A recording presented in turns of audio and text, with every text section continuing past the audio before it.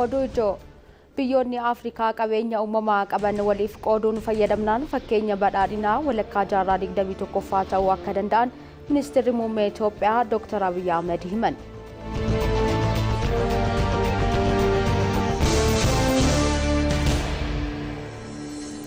Itoophiyaan humna anniisaa haaromfamaa guddaa qabdu fayyadamuun giddugala madda anniisaa Afrikaa ta'uuf hojjetaa jiraachuun ibsame.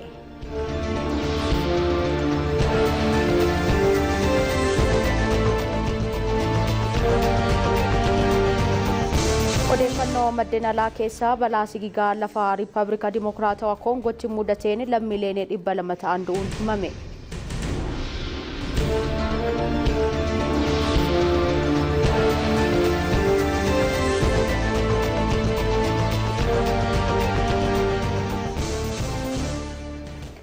Harka fuunee akkam jirtu kabajamtoota daawwattoota keenya Etv Afaan Oromoo irraa odeeffannoo wixataa ganama sa'aatii 6 qabannee isin biraan geenya anu wasanii amaaraatti isinis turtiin keessan nu waliin haa ta'u jennaa gara odeeffannoo jalqabaa qabanneetti darbina. Manni marii bakka bu'oota uummataa walgahii idilee kurnaffaa bara hojii shanaffaa boruu bakka Ministeerri Muummee Abiy Ahmed argamanitti taa'uu beeksise.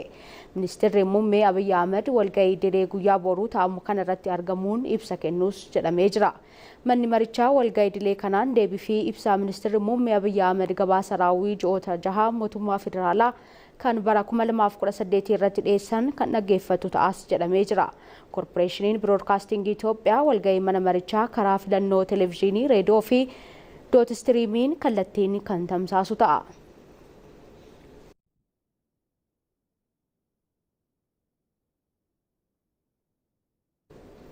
Waltajjiin haala nageenyaa filannoo waliigalaa torbaffaa gamagamamuu irratti xiyyeeffatee magaalaa Finfinneetti taa'amaa jira.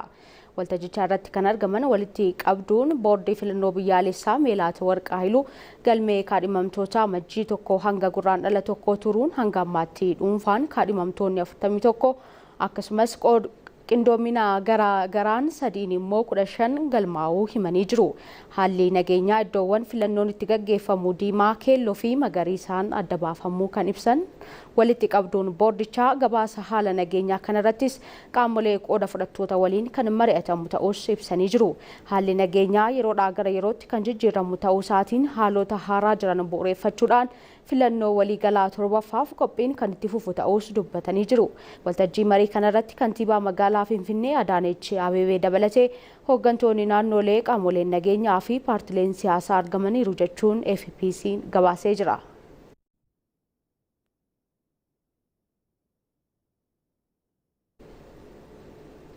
Biyyoonni Afrikaa qabeenya uumamaa qaban waliif qooduudhaan fayyadamnaan fakkeenya badhaadhinaa walakkaa jaarraa 21ffaa ta'uu akka danda'an Ministeerri Muummee Itoophiyaa Dr. Abiy Ahmed himan.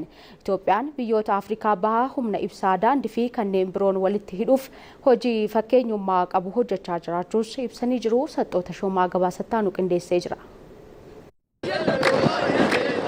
Dinagdee Itoophiyaa saffisa guddaan guddachaa jiru biyyoota naannaa waliin kallattii hedduu walitti hidhaa jiraachuun himameera. Gama anniisaa, daandii, daldalaa fi investimentiin biyyoonni naannichaa walitti hidhamuun carraa guddaa naannichi sirnaan itti fayyadamuu qabu ta'uu Ministeerri Muummee Itoophiyaa Dr. Abiy Ahmed himaniiru. የኢትዮጵያ እድገት የኢትዮጵያ ኢነርጂ ከአካባቢ ሀገራት ትስስር ውጪ guddin Itoophiyaa fi anniisaan biyyoota naannawaa walitti dhuubaannan qofaatti guddachuu hin danda'u. Carraan kun walakkaa jaarraa 21ffaatti Afrikaa guutuuf kan dhufeedha. Hojiin nuti hojjennu biyyoota ollaaf kan fayyadu walqabatee kan guddatu ta'uu qaba. Humna ibsaa nuyi fi Jibuutii gidduutti, bishaan qulqulluu Itoophiyaa fi Jibuutii gidduutti, daandii kaffaltii nuu fi Jibuutii gidduutti saffisaan guddachaa jira. Biyyoota akka Keeniyaa, Suudaan, Taanzaaniyaa fi kanneen biroo waliin qooduun murteessaadha. Fulduratti Suudaanii fi Soomaaliyaa waliin daandiin walitti dhuuf hojiin eegalamee jira. Itoophiyaan qabeenya uumamaa qabdu biyyoota ollaa darbees kanneen biroo akkaataa fayyaduu danda'uun kan fayyadamaa jirtu ta'us ibsaniiru. Biyyoonni Afrikaa qabeenya guddaa qaban waliif qooduun Afrikaa badhaate yeroo gabaabaatti arguun akka danda'amu himaniiru. ኢትዮጵያ ያላት የተፈጥሮ ጸጋ ከጎረቤት ሀገራት ጋር ተካፍላ የምትበላ ከሆነ Itoophiyaan qabeenya uumamaa qabdu biyyoota ollaa waliin yoo qooddee fayyadamte biyyoonni ollaas qabeenya uumamaa qaban yoo qoodan Afrikaan bahaa darbees Afrikaa guutuun kan kadhattu osoo hin taane kan liqeeffattu osoo hin taane kan liqeessitu, kan biroorraa kan eegu osoo hin taane kan irraa eegamu ta'uu carraa guddaatu jira. Misooma waliif qooduun waliin guddachuu, kan biroorraa barachuu yoo guddisaa deemne shakkii tokko malee jaarraa 21ffaa walakkaan bara Afrikaa ni ta'a. Kanaaf fakkeenya kan taatu Itoophiyaadha. Ministeerri muummee naannoo Somaaliyaatti piroojektota gurguddoo bakka pirezidaantonni biyyoota ollaa kan akka Jibuutii, Somaaliyaa fi kanneen biroo argamanitti eebbisaniiru. Itoophiyaan humna anniisaa haaromfamaa guddaa qabdu fayyadamuun giddugala madda anniisaa Afrikaa ta'uuf hojjechaa jirti. Haalonni uumamaa fi kanneen ishee qabdus madda haaromfamaaf kan mijattu ta'uutu eerama. Tafarii Gammee gabaasattaanu qindeessee jira. Addunyaan faayidaawwan roga hedduu giddu galeeffachuun anniisaa faalama hordofsiisan caalaa anniisaa haaromaa filannoo taasifataa jirti. Itoophiyaanis anniisaa haaromaa kanaaf xiyyeeffannoo kennuun hojjetaa kan jirtu yoo ta'u, qabeenyi kuufamaa ishee immoo kanaaf mijaa'aadha. Fayyadama anniisaa haaromaa kanaan akka Afrikaatti qofa osoo hin taane akka addunyaatti biyyoota abdiin irra kaa'ame keessaayi. Haaluma kanaanis humni elektiriikii biyyattiin maddisiisaa jirtu guutuun guutuutti madda humna haaromaarraayi. Qoonni guddaan Itoophiyaan anniisaa irraa argattu bishaan irraa akka ta'e ni yaadatama. Humna meeggawaatii 45,000 ol maddisiisuu kan dandeessu yoo ta'u, hidhi guddichi Abbaay meeggawaatii 5,150 ol maddisiisuu danda'a.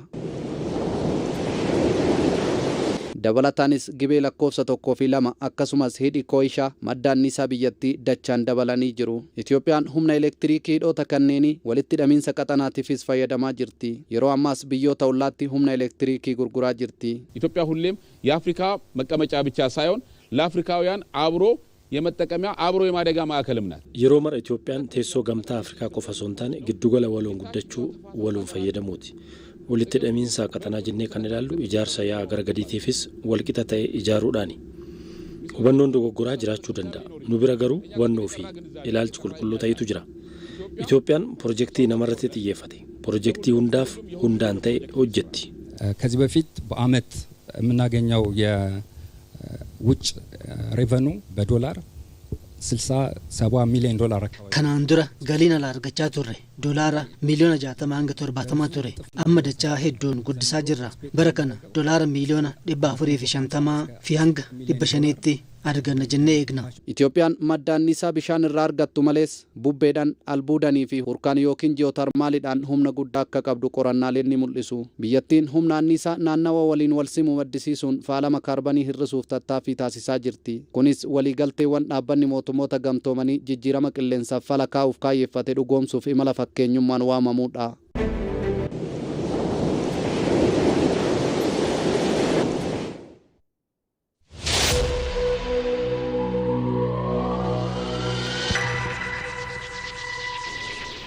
Daawwattoota gara odeeffannoo maddeen alaarraa argannetti darbinee jirra.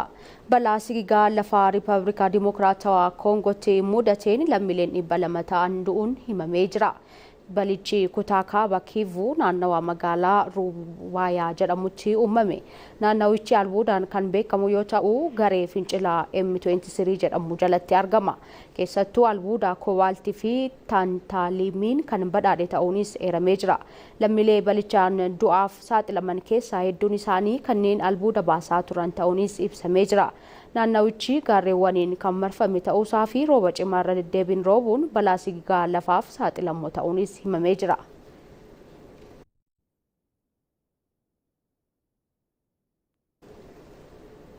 Indiyaan bara baajataa 2026 baajata kaapitaala olaanaa ramaduu beeksiftee jirti. Baajatni biyyattii haaraan ji'a eebla dhufuu eegalee hojiirra oolaas jedhamee jira. Wixinee baajataa qophaa'e ilaalchisuun ministeerri faayinaansii biyyattii Nirmaalaa Sitiraamaan paarlaamaa biyyattiif gabaasa dhiyeessanii jiru. Gabaasichaan baajatni haaraan piroojektota kaapitaalaa irratti akka xiyyeeffatus eeranii jiru. Kanaanis seenaa biyyattii keessatti baajatni kaapitaala olaanaan ruupii tiriliyoona 12.2 yookaan doolaara biliyoona 100 fi biliyoona 133 qophaa'uus himanii jiru. Kunis kan bara darbee dhibbeentaa 9 oliin akka caaluu ibsanii jiru. Wixinee baajataa haaraa kanaan ijaarsi haadiida baaburaa, daandiiwwan saffisaa, damee ittisaa, Gabbisaa hubannoo namtolchee misooma albuudota qaalii fi indastiriiwwan biyya keessaa irratti xiyyeeffatamuus beeksisanii jiru. Baajetichi oomishtummaa Indiyaa cimsuun dhiibbaa taarifa Ameerikaa dandamachuu akka dandeessisus dubbataniiru. Indiyaan bara baajetichaatti guddina waliigalaa dhibbentaa 7.4 akka galmeessiftu kan eeggamu ta'uu himuu isaanii AFP'n gabaasee jira.